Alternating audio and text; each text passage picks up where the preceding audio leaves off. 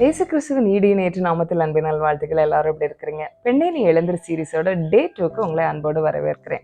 இந்த நாள்ல தேவன் நம்மோடு பேசுகிற காரியம் குறிப்பாய் பெண்களோடு தேவ அழைப்பு உன்மேல் இருக்கிறது என்று அந்த சகோதரியை உங்களை பார்த்து ஆண்டவர் சொல்லுகிறார்.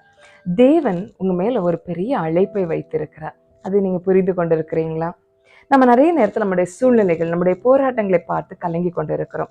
ஏசாயா 54வது அதிகாரம் அதனுடைய 6வது வசனம் சொல்லுகிறது, கைவிடப்பட்டு மனம் நொந்தவளான ஸ்திரீயை போலவும் இளம் பிராயத்தில் விவாகம் செய்து தள்ளப்பட்ட மனைவி போலும் இருக்கிற உன்னை கர்த்தர் அழைத்தார் என்று உன் தேவன் சொல்லுகிறார். சூழ்நிலையில சோர்ந்து போயிருக்கிறீங்களா? உடைந்து போயிருக்கிறீங்களா? எனக்கு உதவி செய்யறதுக்கு யாருமே இல்லை, இதுக்கு மேல என் வாழ்க்கையில வாழ்றதுக்கு எதுவுமே இல்லை அப்படின்னு சோர்ந்து போயிருக்கிறீங்களா?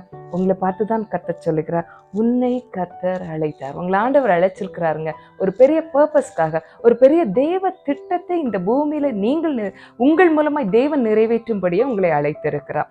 இப்படிதாங்க எஸ்தருடைய வாழ்க்கையில மிகவும் பாடு நிறைந்த வாழ்க்கையா இருந்துச்சு. எஸ்தருடைய ஆரம்ப காலகட்டத்தை பற்றி எஸ்தர் 2வது அதிகாரம் அதனுடைய 7வது வசனம் சொல்லுகிறது. அவங்க தாய் தகப்பன் இல்லாதவர்களா இருந்தாங்க.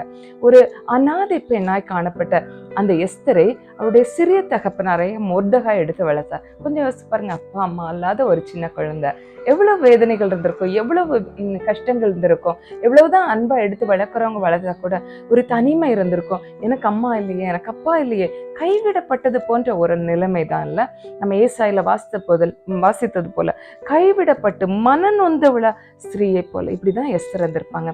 இன்னைக்கு என்ன கேட்டுக்கொண்டு இருக்கிற நீங்க கூட அப்படிப்பட்ட சிச்சுவேஷனோட என்ன பார்த்து கொண்டு இருக்கிறீங்களா?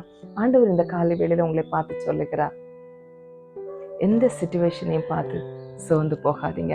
உங்களை சுற்றி இருக்கிற சூழ்நிலைகளை பார்த்து நீங்கள் தயங்கி நிற்காதீங்க, உடைந்து போகாதீங்க. உங்களை அழைத்த தேவனை நோக்கி பாருங்க. இன்னைக்கு இருக்கிற அந்த சூழ்நிலைகள் எல்லாம் நிமிட பொழுதில் மாறி போகக்கூடிய சூழ்நிலைகள் தான். இது மாறாது, நடக்காது அப்படின்லாம் நீங்க நினைக்கலாம். ஆனால் மாறி போகிற சூழ்நிலைகள். உங்களை அழைத்த தேவனை நோக்கி பாருங்க. எஸ்தர் உங்களுடைய வாழ்க்கையில் அப்படிதான் செய்தாங்க. இவ்வளவு வேதனையும் நெருக்கங்களும் இருந்த போதும் தேவனை நோக்கி பார்த்த போது எஸ்தருடைய வாழ்க்கையில நடந்த அந்த பெரிய உயர்வு நமக்கு தெரியும். ஒரு ராஜாத்தியாய், ஒரு நாட்டுக்கு இல்லைங்க, 150 நாட்டுக்கு ராஜாத்தியாய் தேவன் அவர்களை உயர்த்தினார். ஆனா அந்த சூழ்நிலையிலும் எஸ்தர் ஆண்டவரை நோக்கி பார்த்தா.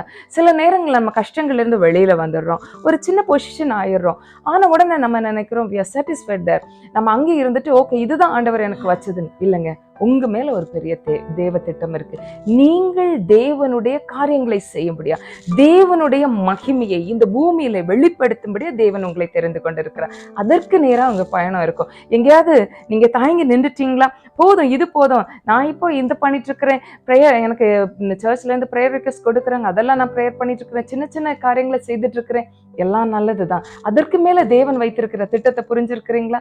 சிலர் புரிஞ்சாலும் நான் ஒரு பெண்ணுங்க, எனக்கெல்லாம் எதுக்கு, நான் எப்படிங்க செய்ய முடியும் அப்படின்னு நினைச்சு தயங்கி இருக்கிறீங்களா? உங்களை பார்த்துதான் ஆண்டவர் சொல்லுகிறார், உங்கள் மேல ஒரு தேவ அழைப்பு இருக்கிறது. உங்களை தேவன் அழைக்கிறார் பெரிய திட்டங்கள் செய்யும்படியா, பெரிய காரியங்கள் செய்யும்படியா.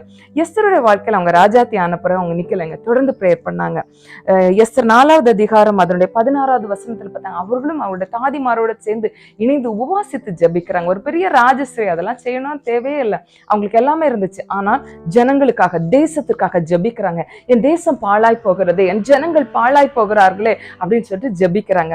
8வது அதிகாரம் 7-8வது வசனத்துல பாத்தீங்கன்னா, இந்த ராஜாத்திக்கு 150 நாடுகளுக்கு மேல என்ன செய்யப்பட வேண்டும், எது செய்யலாம், எது செய்யக்கூடாது, இதற்கான அதிகாரம் கொடுக்கப்படுகிறது. நீ எதை வேணாலும் செய்துக்க, ராஜாவின் பெயர்ல எதை வேணாலும் செய்துக்கோ அப்படின்னு சொல்லிட்டு ராஜாவாகிய அகஸ்வேரு சொல்லுகிறார்.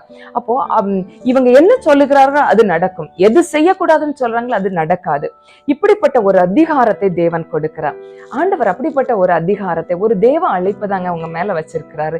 எங்கேயோ சூழ்நிலைகளை சிக்கி கொண்டு இருக்கும்படியா இல்ல, வேதனைகள் போராட்டங்கள் இருந்தது உண்மைதான், இனி அதெல்லாம் மாறப்போகிறது. எப்போ நீங்க உங்க தேவ திட்டத்தை ரியலைஸ் பண்றீங்களோ, தேவனை நோக்கி பார்க்க ஆரம்பிக்கிறீங்களோ, சூழ்நிலைகளை நோக்கி பார்க்கிறத விட்டு தேவனை நோக்கி பார்க்க ஆரம்பிக்கிறீங்களோ, தேவன் உங்க மேல வைத்திருக்கிற திட்டத்தை நிறைவேற்ற மாற்ற தொடங்குவா. இந்த நாளில் உங்களை பார்த்து இதுதான் சொல்லுகிறேன், இங்க எந்த வேதனைகள், எந்த போராட்டங்கள், உங்கள் சூழ்நிலைகள் அவ்வளவு மோசமா இருக்குதா, எல்லாவற்றையும் தேவனிடத்துல கொடுத்துட்டு தேவனை பார்க்க ஆரம்பிங்க. தேவன் உங்களை அதிகாரப்படுத்த விரும்புகிறார்.